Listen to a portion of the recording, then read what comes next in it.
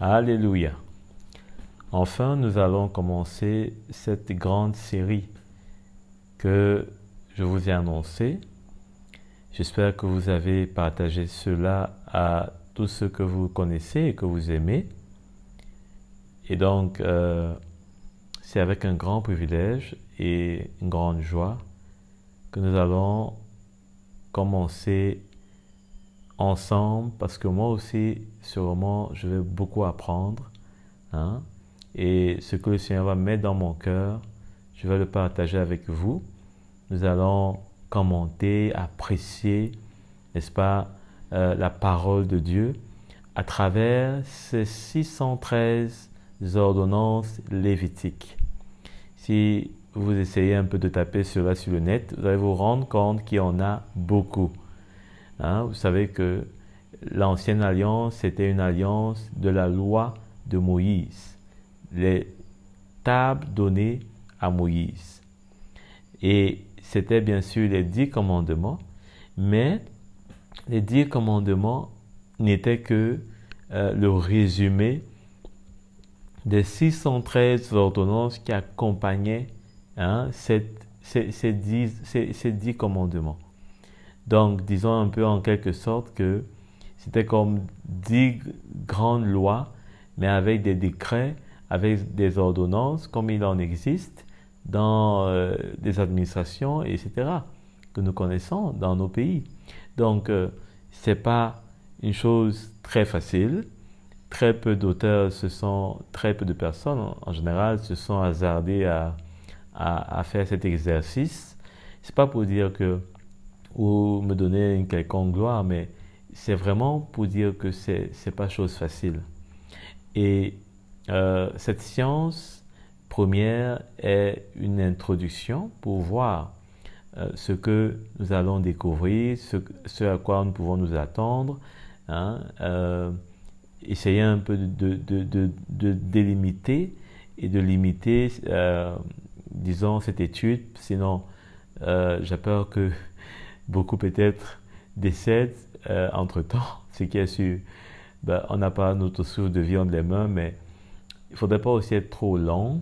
Il ne faudrait pas que toute l'année finisse dans l'ancienne alliance. Donc, je vais tout faire pour être concis, précis, mais ce qui est sûr, on va beaucoup tourner la parole de Dieu. Donc, il faut exercer vos doigts et il faut demander des excuses à votre Bible. Donc, nous allons donc véritablement regarder ce que le cœur de Dieu, comment le cœur de Dieu transpire à travers l'ancienne alliance. Et aujourd'hui, c'est plus facile, je dirais, parce que l'Esprit de Dieu, l'Esprit qui sonde les profondeurs de Dieu, est en nous. Et nous avons même, n'est-ce pas, les écrits des premiers apôtres qui ont eu la lumière, notamment, de l'Évangile, et donc de l'esprit de l'Évangile, et qu'aujourd'hui nous pouvons bénéficier. Déjà, Jésus lui-même, en son temps, disait qu'il n'est pas venu abolir la loi, mais l'accomplir. Ça parle d'une révélation qu'il est venu apporter pour montrer ce qu'il y avait dans cette loi qui était une ombre. Et aujourd'hui, dans la Nouvelle Alliance, nous avons l'opportunité de voir la réalité même. Donc, sans plus tarder, nous allons voir quelques observations. Il faudrait d'abord comprendre que les 613 ordonnances sont divisées, disons, en deux parties. Il y a 243 ordonnances qui sont dites positives, et marquées souvent par le « tu feras ». Il y a 365 autres qui sont dites d'interdiction, donc marquées par « tu ne feras pas ». Alors, certains auteurs, disons, ont essayé de montrer que les 248 plutôt, constituent les organes que nous avons dans notre corps. Les 365 constituent les ligaments, dans les tendons, dans ce qui relie ces membres. Alors, pour moi, cela peut s'expliquer notamment de cette façon. Les 248 ordonnances dites positives peuvent être, n'est-ce pas, l'équivalence des 248 os que constitue le corps humain, et qui sont repartis dans les organes qui forment l'être humain. Donc, finalement, on peut comprendre que les 248 ordonnances dites positives sont et représentent l'être humain. Représentent l'être humain dans sa vie, dans son fonctionnement. Et maintenant, les 365 ordonnances dites négatives qui peuvent être dans l'équivalence avec les 365 jours, notamment pris dans le sens d'une année solaire qui compte 365 jours, qui vont représenter chaque jour de la vie de l'homme. Et donc, mis ensemble, cela veut dire que la loi lévitique, les ordonnances lévitiques, étaient données pour que l'homme puisse, n'est-ce pas, les appliquer tous les jours de sa vie. Donc, ces ordonnances étaient taillées, étaient faites pour l'homme,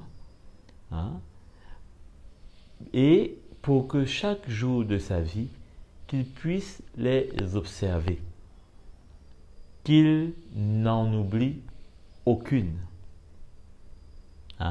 Puisque si chaque jour, c'est un peu comme si vous avez un livre que vous devez lire chaque jour, et chaque jour, il y a une page, il y a un thème qui est dédié. Aujourd'hui, il y a des livres de la sorte.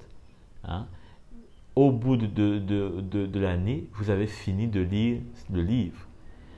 Or, ce n'est pas aussi simple que ça, puisque dans les faits, eh bien, il fallait que, en toutes circonstances, que toute la loi soit respectée.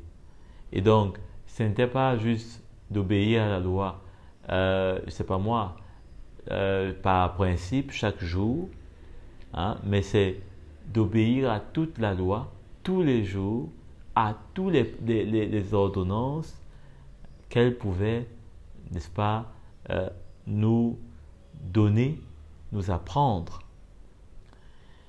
Et ceci est très important parce que on comprend que la loi était donnée pour l'homme pécheur. C'est donc, comme l'apôtre Paul peut le dire, un pédagogue. Un pédagogue, comme il le dit dans Galates, qui devait, n'est-ce pas, nous suivre, qui devait nous encadrer, afin qu'on ne puisse pas mener une vie qui n'était pas agréable à Dieu. Donc, finalement, on comprend et on retrouve assez clairement cet esprit de pédagogue tel que l'apôtre Paul le dit dans Galates au chapitre 3, le verset 24. L'apôtre Paul dit ainsi: la loi était comme un pédagogue pour conduire à Christ afin que nous fussions justifiés par la foi. Donc, chaque jour de la vie des Juifs, la loi les enseignait, leur montrait comment il fallait marcher. Donc, ils étaient pratiquement comme des petits enfants qui ne connaissaient pas grand-chose au Dieu qu'ils servaient. Hein? Ils voyaient les miracles de ce Dieu. Ils avaient entendu la promesse que ce Dieu avait faite à leurs ancêtres, mais ils ne connaissaient pas comment il était, ce qu'il désirait, hein? La justice qui est à la base de son trône. Donc, comme je disais tantôt, pour moi, je n'y accorde pas plus d'intérêt, parce que ce qui, moi, m'intéresse plutôt, c'est de voir que, notamment à travers les chiffres, quand on prend 248 et qu'on découpe ce chiffre et qu'on retrouve, notamment par addition de 2 plus 4 plus 8, on trouve le chiffre 9, le chiffre 14 plutôt, et qu'on additionne aussi le chiffre 3, les nombres 3 plus 6 plus 5, et qu'on trouve le chiffre 14, on réalise que c'est le même chiffre que celui pour les interdictions, que celui pour les ordonnances positives, dites positives. Donc, ce qui montre une chose, c'est que il y a une équité, il y a une justice parfaite qui règne au sein même de la loi. Et c'est pourquoi, notamment, l'apôtre Paul va dire aux Romains, dans le chapitre 7, verset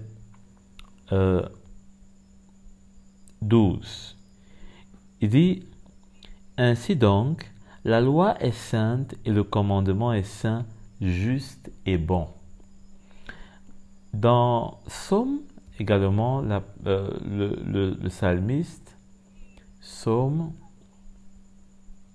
19 au verset 7, ou plutôt 8. Il dit « La loi de l'Éternel est parfaite. » Donc, cela nous montre que, effectivement, dans la loi même de Moïse, il y a une perfection. Je vous ai dit, en additionnant les nombres 2 plus 4 plus 8, qui forment le chiffre 248, ça donne 14.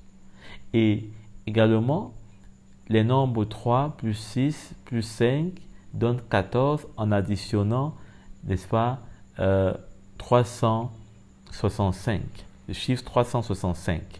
Donc, il y a une parfaite égalité. Alors que de prime abord, c'est comme s'il y avait une inégalité entre la répartition de ces ordonnances. Donc, on peut conclure aussi que de prime abord, la loi, n'est-ce pas, bien que n'ayant pas la force pour amener l'homme à la justice de Dieu, mais elle voulait montrer la justice de Dieu au plus profond même de ce que elle recherchait, elle demandait, elle interdisait ou elle demandait de faire. Donc, allons aussi voir autre chose, c'est qu'en additionnant 14 plus 14, donc le résultat de l'addition que nous avons eu à faire, nous obtenons le chiffre 28. Et quand on additionne aussi, donc 2 plus 8, on trouve 10. On trouve 10. Or, quand on prend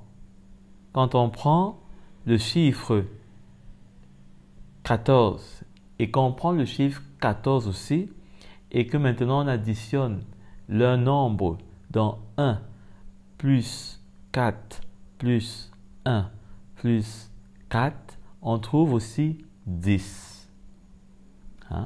Tout comme on a additionné 14 plus 14, on a trouvé 28, Et on a maintenant divisé en faisant une addition de 2 plus 8, on a trouvé 10. Donc, c'est la même chose qu'en additionnant 1 plus 4 plus 1 plus 4, on trouve toujours 10. Or, si on additionne maintenant 1 plus 0, on va trouver 1. Donc, il y a dans ce chiffre de 1 le symbole de la divinité. Le symbole de la divinité. Donc, la loi, bien qu'elle a été donnée à un homme, mais elle est venue de Dieu. C'est pourquoi elle est parfaite, parce que Dieu seul est parfait.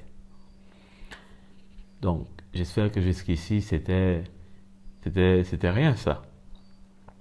Alors, la constitution même de ces ordonnances, eh bien, il y a les 10 commandements. Il y a, bien sûr, ces 10 commandements qui sont comme un résumé de ces 613 ordonnances. Il y a les lois qui tiennent aux célébrations. Il y a les règles morales. Il y a les règles communautaires, sacerdotales, etc. Donc, toutes ces ordonnances ne se ressemblent pas, mais on voit que pour chaque aspect de la vie du peuple d'Israël, eh bien, il y avait des lois spécifiques. Ça montre que le Seigneur ne veut pas juste d'avoir des gens qui sont sauvés, qui sont son peuple, mais qui gèrent leur vie comme ils veulent. Mais il veut des personnes, des hommes et des femmes qui sont capables non seulement de devenir des serviteurs, mais des serviteurs dans les vies desquels il a pleinement accès et dont il dirige toute leur vie. Toute leur vie. Alors, les destinataires, c'est-à-dire les personnes à qui cette loi de Moïse était destinée. On ne va pas contester cela. Il est clair que cette loi était destinée au peuple d'Israël. Au peuple d'Israël. Pour voir et être fixé sur cela, allons dans Deutéronome, au chapitre 29. Il faut que cela soit clair parce qu'aujourd'hui, on a l'impression, il y a cette tendance, toujours comme avec l'époque des premiers apôtres, où on veut ramener le peuple de Dieu qui a été acquis aujourd'hui par le sacrifice de Christ, juifs comme païens, nous sommes justifiés, nous sommes devenus un même peuple au travers du sang de Christ et nous ne sommes plus sous la loi parce que la loi c'est l'empire du péché. Mais nous sommes sous la grâce. Nous sommes sous la grâce par la foi. Donc, la loi, l'ancienne alliance, n'était que pour les Juifs. Dans Deutéronome, au chapitre 29, le verset 9, il est écrit « Vous allez tous vous présenter aujourd'hui devant l'Éternel, votre Dieu. Vos chefs de tribu, vos anciens, vos officiers, tous les hommes d'Israël, vos enfants, vos femmes, ainsi que l'étranger qui est au milieu de ton camp, depuis celui qui coupe ton bois jusqu'à celui qui puise ton eau. Tu te présenteras pour entrer dans l'alliance de l'Éternel ton Dieu, dans cette alliance contractée avec serment. L'Éternel ton Dieu l'a conclue aujourd'hui avec toi, afin de faire aujourd'hui de toi son peuple et d'être lui-même ton Dieu, comme il te l'a dit et comme il a juré à tes ancêtres Abraham, Isaac, Jacob. Regardez le verset 13. Il est dit « Ce n'est pas avec vous seuls que je conclus cette alliance, cette alliance contractée avec serment, mais c'est avec ceux qui sont ici parmi nous, présents aujourd'hui devant l'Éternel, notre Dieu, et avec ceux qui ne sont pas ici parmi nous. Qu'est-ce que ça veut dire? Parce qu'on dirait qu'il y a deux choses qui se contredisent. D'une part, il dit, ce n'est pas avec vous seuls que je conclus cette alliance. Il dit, c'est avec ceux qui sont ici parmi nous, présents aujourd'hui devant l'Éternel, notre Dieu, et avec ceux qui ne sont pas ici parmi nous aujourd'hui. Alors, ceux qui sont ici parmi nous aujourd'hui, quand il parle, eh bien, Moïse parle ici de ceux qui étaient présents ce jour-là. Et nous n'étions pas présents ce jour-là.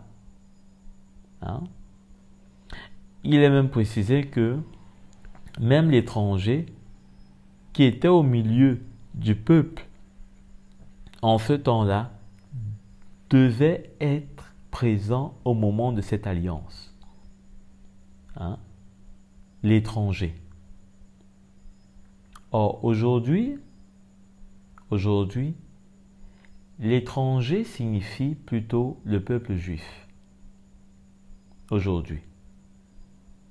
Parce que nous ne sommes plus étrangers à l'alliance de Dieu. Au contraire. L'apôtre Paul dit comment nous étions étrangers. Mais aujourd'hui, nous ne sommes plus étrangers aux alliances de Dieu.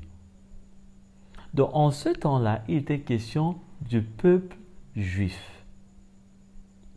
Maintenant, il ajoute, il dit, et avec ceux qui ne sont pas ici parmi nous aujourd'hui. Il parle de leur descendance. Il parle de ceux qui viendront après eux. Mais nous ne sommes pas des fils de cette descendance. L'apôtre Paul est clair, toujours, notamment dans l'épître aux Galates. Nous sommes les fils de la promesse. Nous sommes les fils de la promesse. Donc, il faut faire attention parce que sinon, on peut vite faire des conclusions et se tromper. C'est pourquoi la période aussi est très importante. La période de cette loi. Elle vient et elle est sous la conduite de Moïse. Jean dit que la loi est venue par Moïse, mais la grâce et la vérité sont venues par Christ. Donc, ici, 430 ans après la promesse. 430 ans. Donc, on ne peut pas dire que la loi de Moïse, eh bien, nous devons l'appliquer aujourd'hui. Parce qu'elle est venue 430 ans après la loi, après la promesse à Abraham. Or, nous sommes les fils de la promesse. Nous ne sommes pas les fils de la loi. Nous sommes les fils de la promesse. Ça veut dire que nous devons regarder au-delà de la loi qui est venue 430 ans après la promesse. Après la promesse, ce n'est pas un jour, ce n'est pas 40 ans, ce n'est pas moi, c'est 430 ans. Donc, on n'a rien à voir avec la loi, mais, comme il est dit, tout ce qui est écrit, eh bien, c'est pour notre instruction. Et nous allons nous instruire parce que nous avons besoin de comprendre ce qui animait le cœur du Seigneur en donnant cette loi. Hein? Déjà, nous savons que c'est la justice et la sainteté. Hein? Donc, le but donc, pourquoi faire cette étude? Est-ce que c'est juste pour remplir notre tête, nous remplir de connaissances? Absolument pas. Mais déjà, c'est pour révéler un Dieu saint. Hein? Un Dieu saint. Allons ouvrir dans Lévitique. C'est vrai que c'est l'introduction, mais l'introduction sans lecture, la parole de Dieu, alors que nous allons beaucoup lire, il faut déjà nous mettre dans le bain. Donc, Lévitique, au chapitre 19, le verset 2. Il est écrit: « Transmets ces instructions à toute l'assemblée des Israélites. » Hein? L'assemblée des Israélites. Il n'a pas dit à tous les hommes, seulement à eux. Hein? Vous serez saints, car je suis saint, moi l'Éternel, votre Dieu. Et nous savons que Dieu n'a pas changé. Parce que quelqu'un dirait, mais pourquoi on dit que ça ne s'adresse pas à nous, mais on dit que pour révéler un Dieu saint? Parce que Dieu, lui, n'a pas changé. Mais Dieu, aujourd'hui, ne nous traite plus d'après la loi de Moïse. Donc, le but premier, c'est d'avoir la révélation d'un Dieu saint. Vous savez, aujourd'hui, avec l'esprit de l'Évangile qui nous est transmis à travers la grâce, à travers la liberté, le chrétien a beaucoup d'aisance, a beaucoup de libertinage. Or, Dieu n'a pas changé, Dieu est toujours saint. Hein?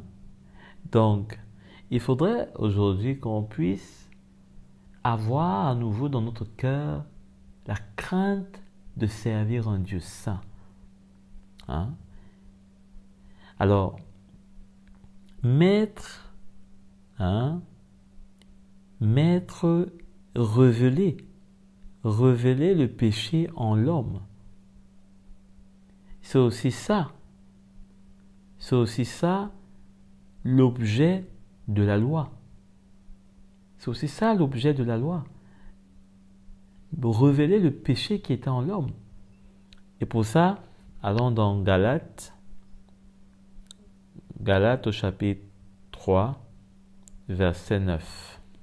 Il est écrit: « Ainsi, ceux qui croient sont bénis avec Abraham le croyant. » Hein?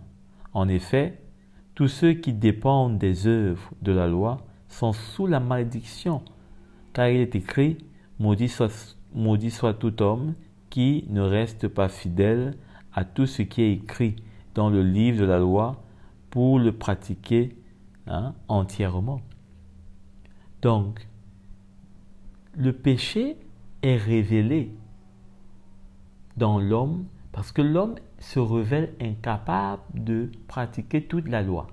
Et donc, non seulement son péché est révélé, mais la malédiction s'abat sur lui. Hein? Alors, la loi aussi avait pour but de mettre Israël à part. Hein? Dans Exode au chapitre 19, le verset 5, il est écrit: « Maintenant, si vous écoutez ma voix, si vous gardez mon alliance, vous m'appartiendrez personnellement parmi tous les peuples, car toute la terre m'appartient. » Vous voyez? Donc, la loi était donnée au peuple d'Israël afin qu'il lui appartienne. Hein? Donc, aujourd'hui, nous devons comprendre que si le Seigneur nous donne sa parole et son esprit, c'est pour que nous lui appartenions. D'ailleurs, au Galates, l'apôtre Paul dit que nous sommes scellés par l'Esprit de Dieu, l'Esprit d'adoption, par lequel nous crions « Père, Abba, Père ». Hein? Donc, c'est aujourd'hui, non pas avec la loi que nous appartenons au Seigneur, mais c'est par son esprit. hein, par son esprit que nous lui appartenons.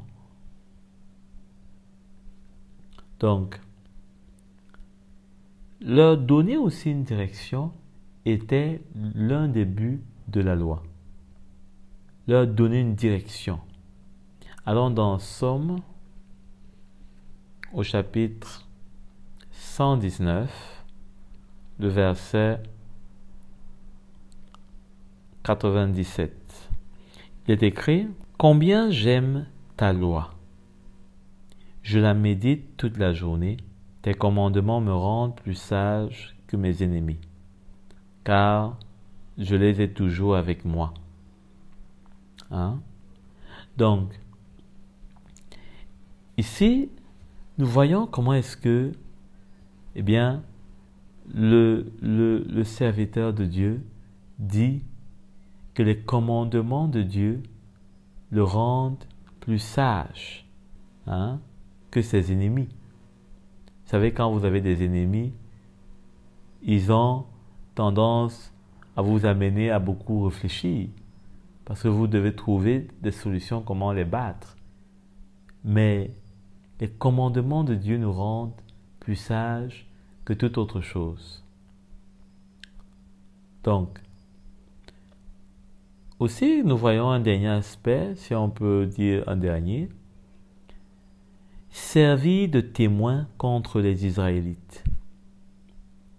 Hein? La loi servait de témoin à Dieu contre les Israélites. Pourquoi? Parce que il fallait que l'homme lui-même, le pécheur lui-même, soit mis à nu, qu'il voie ses propres œuvres. Hein? Et comme la loi est parfaite, elle est sainte, elle est bonne, il ne peut pas dire que ce qui est bon n'est pas bon. Hein? C'est vrai que dans les derniers temps, c'est ce que les hommes vont faire. Ils vont appeler ce qui est bien mal. Ça veut dire qu'ils vont rejeter la loi. Hein? Le peuple d'Israël n'avait pas rejeté la loi, il n'avait pas simplement obéi à la loi. Hein? Il avait commencé à vouloir obéir et à faire d'autres choses. Mais dans le siècle présent, il y aura un rejet de la loi de Dieu, un rejet des valeurs de Dieu. Hein? Et c'est cela qui va appeler un jugement. Parce que le Fils de Dieu, Jésus, ayant donné sa vie, hein, il n'y a plus un autre moyen pour sauver les hommes qui vont résister et refuser ce salut. Donc cela va appeler un seul jugement, une fois pour toutes. Ouvrons dans Deutéronome pour voir cela, comment cette loi servait à Dieu, hein, pour mettre à nu, hein, l'homme pécheur au travers de cette nation que lui-même pourtant avait choisie. Hein? Vous voyez, les plans de Dieu, les œuvres de Dieu, on ne peut pas les maîtriser. Dans Deutéronome, au chapitre 31, verset 19, il est écrit: Maintenant, mettez par écrit le cantique qui suit.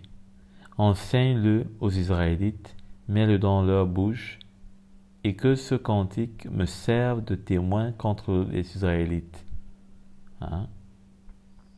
Donc, voilà comment le Seigneur, eh bien, devait se servir de sa parole, de ses paroles, pour non seulement juger l'homme, mais aussi le sauver. C'est pourquoi il est écrit que dans Romains 10, au verset 4, l'apôtre Paul dit, hein, vous connaissez ce roman,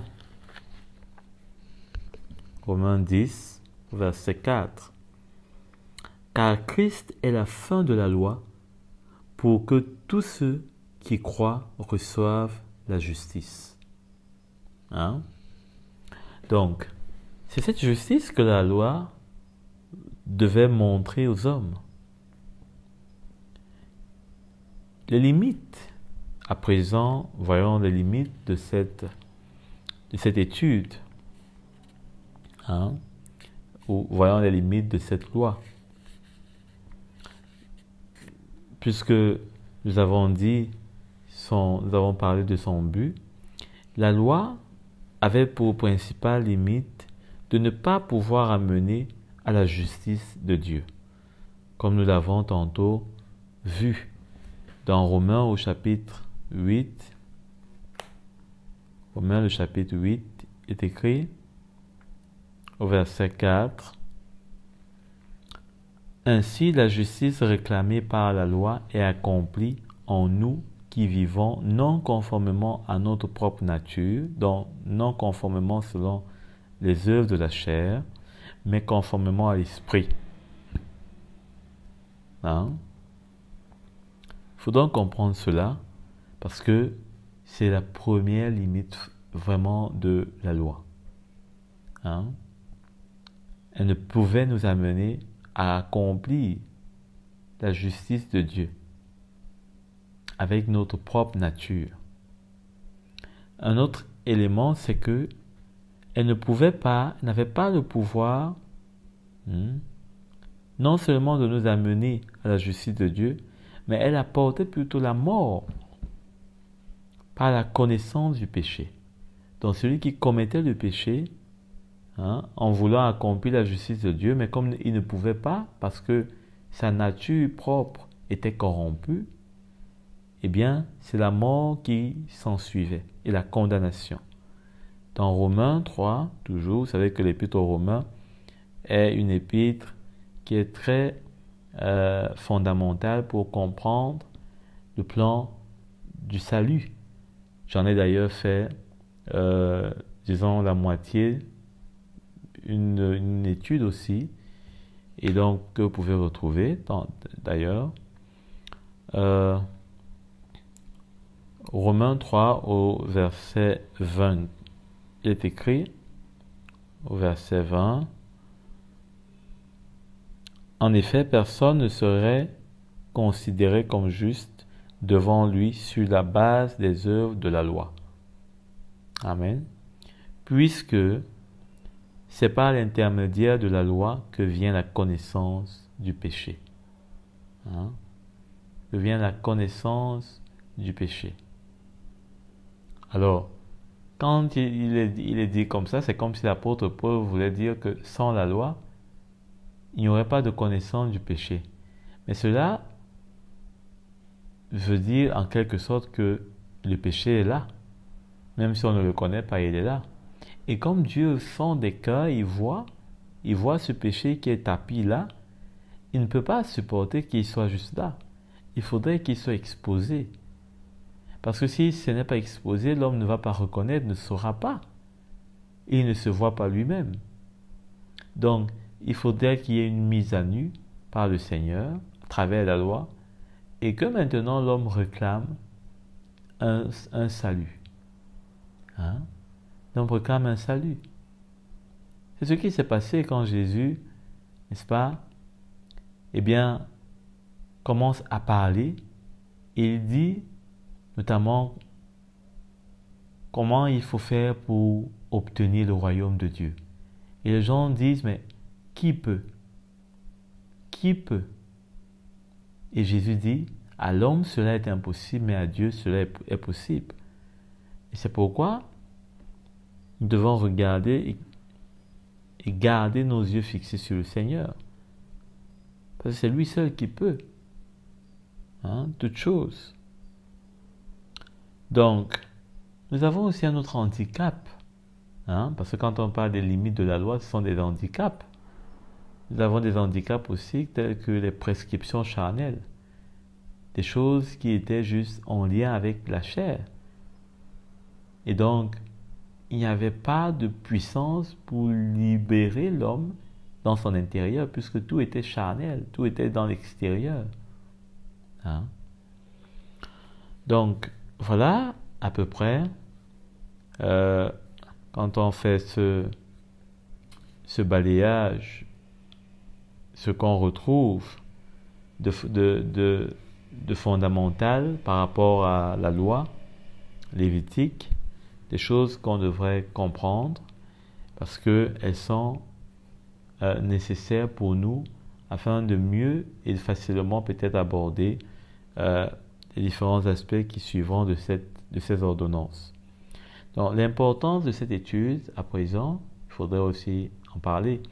Je pense pour ma part que déjà, elle nous montre, elle va nous permettre de relever le niveau même de notre compréhension de la parole de Dieu, de ce que le Seigneur recherche de nous. Parce que aujourd'hui, vous savez, avec l'Esprit de Dieu, chacun a l'Esprit de Dieu, la liberté et tout ça, finalement on perd souvent, ou alors pour certains, la justice que Dieu attend d'eux est tellement rabaissée parce que on se dit qu'on est libre, on se dit qu'on a l'Esprit de Dieu, il n'y a pas la condamnation pour ceux qui sont en Christ. Et pourtant, la justice que Dieu attend de nous ne doit pas être abaissée, mais doit être relevée, hein, parce que le Seigneur toujours va nous amener à atteindre la stature de Christ. Et notre chair en est très loin. La chair que nous avons en nous est loin de cela. Donc, au lieu de croire que, eh bien, peut-être notre liberté, c'est pourquoi l'apôtre Paul est clair aux Romains quand il dit, mais c'est pas parce qu'il parle de la liberté que maintenant il faudrait utiliser cette liberté pour marcher selon la chair. Donc, à travers cette étude des 613 ordonnances lévitiques, on pourra peut-être relever pour certains d'entre nous, on pourra réajuster, on pourra mieux discerner ce que c'est que la justice que Dieu attend et recherche à travers nos vies. Hein? Et la loi, puisque c'est un ensemble de prescriptions, de règles, peut-être qu'au travers de cela, on pourrait voir peut-être là où nous, disons, on est moins regardant, on ne considère pas, on ne met pas beaucoup de sérieux, disons qu'on est plus léger, on est peut-être plus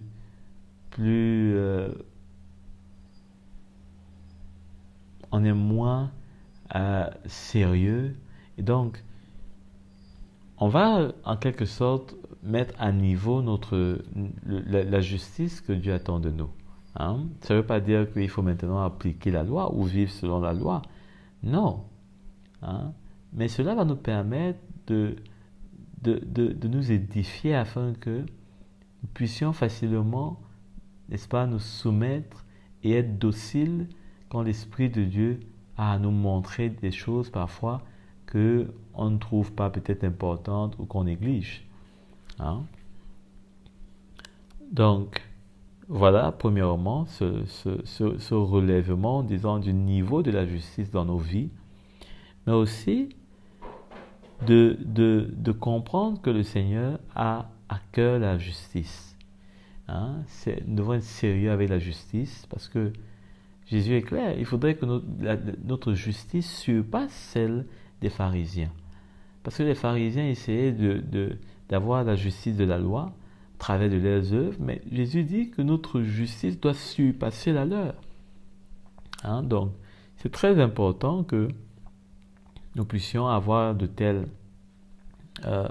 études afin de voir si véritablement la justice que nous avons aujourd'hui, à travers tout ce qu'on peut voir ou faire, est-ce que quelque part, on n'est pas en train d'être en dessous de la justice, même peut-être que les pharisiens, bien qu'eux étant dans la chair, mais essayaient quand même, avec quand même peut-être à quelques pourcents supérieur à la nôtre qu'on vit aujourd'hui, soi-disant peut-être une liberté, quelque chose qui pourrait nous justifier dans notre façon de faire aujourd'hui, et que peut-être le Seigneur n'est pas totalement pour.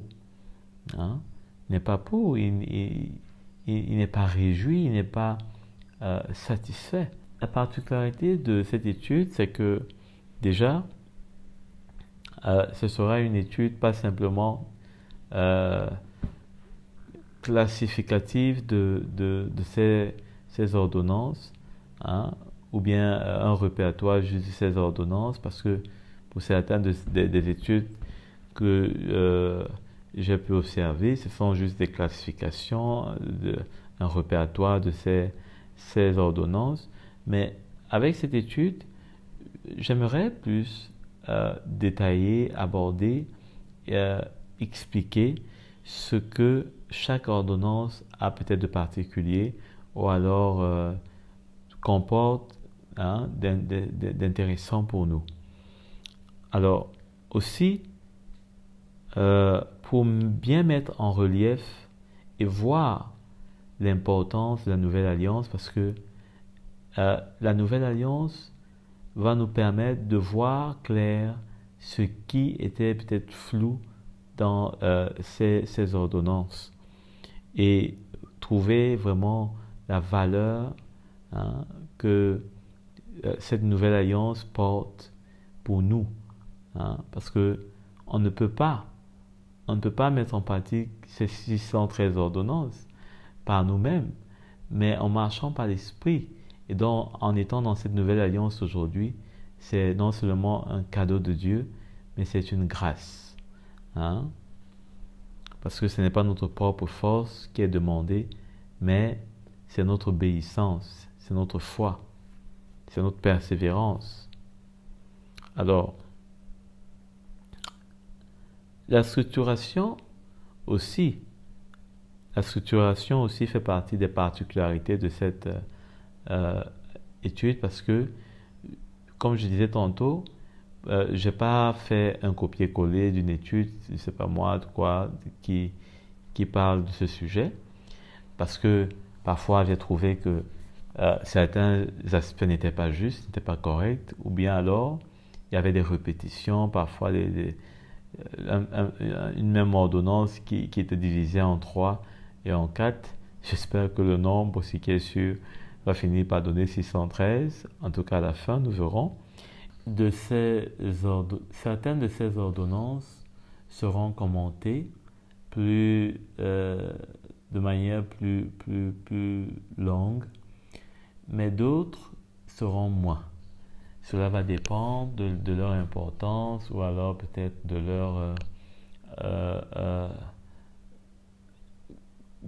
leur agencement, et peut-être parfois on pourrait avoir à prendre un peu plus de temps pour faire un rapprochement avec certains points qui peut-être me paraîtront importants. Et il faudrait aussi indiquer que si vous avez besoin peut-être de faire un rapprochement avec les 10 commandements, puisque j'ai dit que les 10 commandements sont le résumé de ces 613 ordonnances, comme l'amour est le résumé de ces 10 commandements. Eh bien, à chaque commandement, il faudrait peut-être faire un grand tableau où vous allez répertorier chaque commandement, c'est-à-dire que vous faites les 10 commandements et dans chaque case de ces 10 commandements, vous allez inscrire les ordonnances qui vous semblent correspondre. Parce que pour ma part déjà, ça me paraît très fastidieux comme travail, très long. Aussi parce que je trouve que déjà, il y a certains commandements qui vont de pair, qui vont ensemble, qui se rapprochent, et parfois c'est un peu plus difficile de les mettre dans une case facilement. Donc, je vous laisse ce travail, ça vous permettra également de suivre de bout en bout et de pouvoir avoir de quoi vous occuper aussi. Alors, d'emblée, il faudrait aussi être assez clair sur ce point. Il y a des ordonnances qui ne sont que pour le peuple juif, c'est-à-dire qui n'ont pas d'importance parce que elles ne s'adressent qu'au peuple juif, elles n'ont aucune incidence, aucune répercussion, aucun intérêt pour nous. Donc, on ne va pas s'y attarder plus que ça. Et toutes les ordonnances, disons, ne peuvent pas, je ne peux pas donner ou je ne peux pas attester que je vais en donner tout le sens profond, toute la lumière, étant donné que on est éclairé par le Seigneur de plus en plus, hein, et qu'on ne connaît pas tout, mais en partie, comme l'apôtre Paul le dit, encore en partie. Et donc, il peut arriver que peut-être une ordonnance, sur une ordonnance, qu'on ne soit pas très clair, qu'on ne soit pas peut-être assez profond, ou bien qu'on n'en retire pas tout le sens. Mais ce qui est sûr, en tout cas, pour une bonne partie, et pour ce qui peut être, disons, le plus nécessaire, le plus important, notamment pour nous aujourd'hui dans la Nouvelle Alliance, on va tout faire pour en retirer le maximum, hein, des points pour en avoir la plus grande lumière, une plus grande compréhension.